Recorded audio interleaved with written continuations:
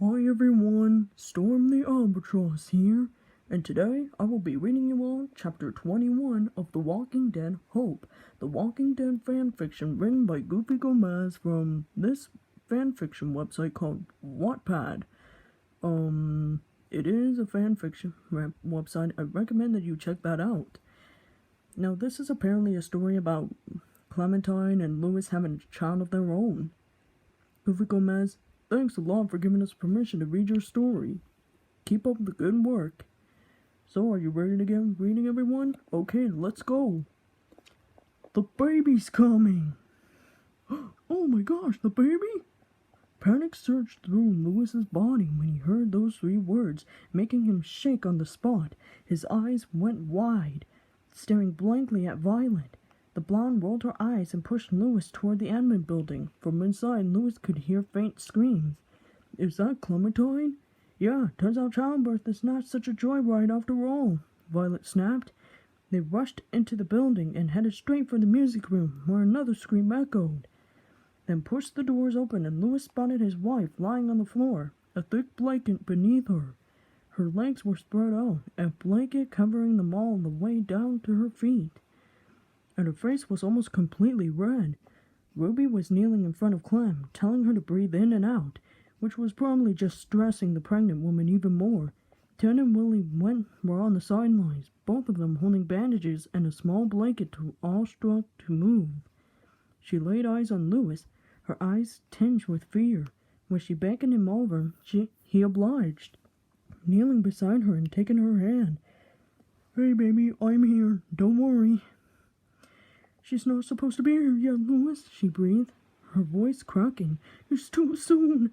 I know, baby, I know, Louis said, kissing her hand, but I know you're strong. This baby's coming safe and sound. He nodded at her, and she pursed her lips in response.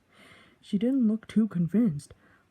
Another attraction hit her then, and she hunched over in pain. Ruby placed her hands on Clem's knees, gently reminding her to breathe. We shouldn't have come here, Clem gasped, looking up at Louis.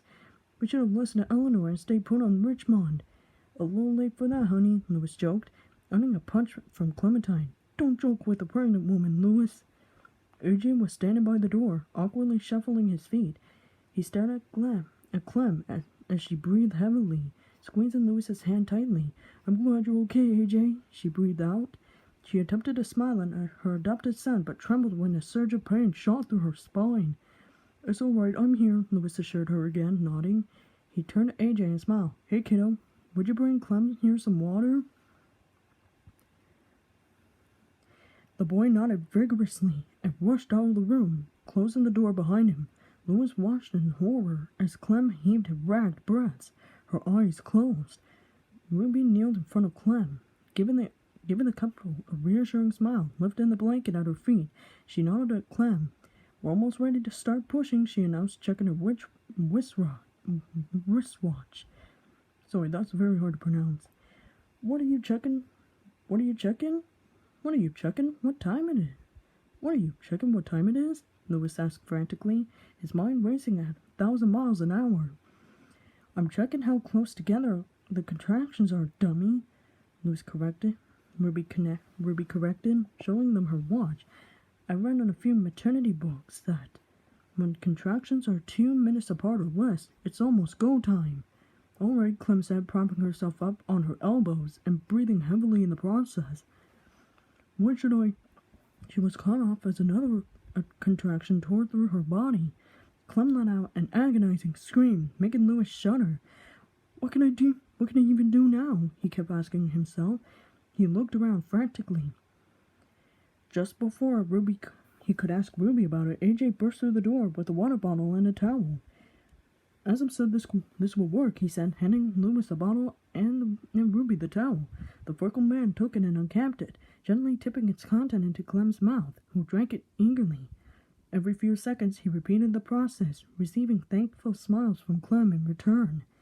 Ruby soaked the towel with the bottle and pressed it gently against Clem's forehead. The redhead turned to AJ and winked at him. Thank you, AJ, she said. That was very helpful. AJ beamed at Clem, who offered him a tired smile. Willie and Ted approached AJ. Ted placed a comforting hand on AJ's shoulder. Ruby was still telling Clem to breathe, while she obliged begrudgingly. The redhead turned to Willie and Ted and frowned.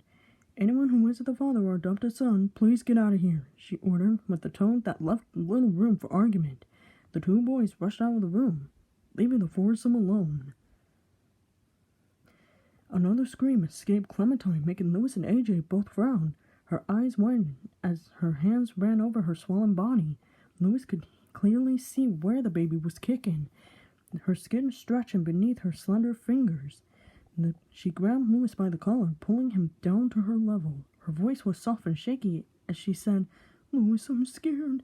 "You don't have to be scared, baby," he said, taking the hand that held her collar and squeezing it. "I'll be here every step of the way." "What if she's not right?" Clem asked, her eyes knit tightly. What if something's going wrong right now? Krista went through the same thing when Ahmed died, and the baby. We couldn't save it, Lou. I can't lose the baby too. I can't lose this baby too. I just can't. "I know, honey, I know. We won't let that happen to our baby, all right? Ruby here will do everything she can to deliver little Ruth safely into the world." "I swear to God, if you don't drop the name Ruth, I'll strangle you with my umbilical cord and let you turn," she warned, her eyes slanted. Louis chuckled nervously, scratching the back of his neck. All right. Ruth is off the table, but sentiment still stands. I just hope you're right. Just focus that hope on pushing as hard as you can," Ruby called from ahead of her, startling her. "AJ, could you?" She was caught off by Asm bursting through the doors, his bow in hand. Seeing the look of panic in his friend's face, Louis stood up abruptly, knocking over the empty water bottle. "What happened?" he said. "Walkers," Asm said simply. "Tons of them. They must have been drawn by." He stopped when Clem glared at him from the door, shaking his head. "Not important. We need your help." Louis looked back and forth between Clem and Asen, trying to make a decision. When he took too long, Ruby made it for him, pushing him out of the room with her fiancé. "Go with the walkers. AJ and I will take it from here," she said, shoving them outside. Louis looked back at Clem, who was frowning at him through the crack in the door behind Ruby. "I'll be back in no time," he promised. As the door slammed shut in front of him, he turned to see Asm readying an arrow on his bow. He leaned down and grabbed Charles off the floor, following his friend through the hallways and out into the courtyard. Walkers were piling onto the barred gate, their bony arms outstretched in the search for prey. The hinges were creaking under the weight of the undead, dust falling to the ground around them. Willie stood a few yards away from the gate, holding a machete in his hands, ready to slash and dice. When he gotten that from Luke, Louis didn't know, but he wasn't going to question it. At least a dozen walkers were pressed against the gate, loud growls and moans filling the afternoon air. Louis surveyed the area, looking for solutions. There were too many to face head-on and charge into them. The gate wouldn't hold them forever, its old rusty hinges already on the verge of collapsing. He raised Charles over his head and called to Ten, whose eyes went wide. "Ten, I need you to open the gate," he said. The gurgling of the walkers almost drowned out his shout. "What?" exclaimed Asm. Looked to his right at Louis as if he was crazy. "Are you trying to get us all killed?" "Look at them, Asm," he said, pointing at the gate with Charles. "We can't take them all outside, and that door ain't holding all day. Might as well keep our door healthy before the smelly patrol does it in for us.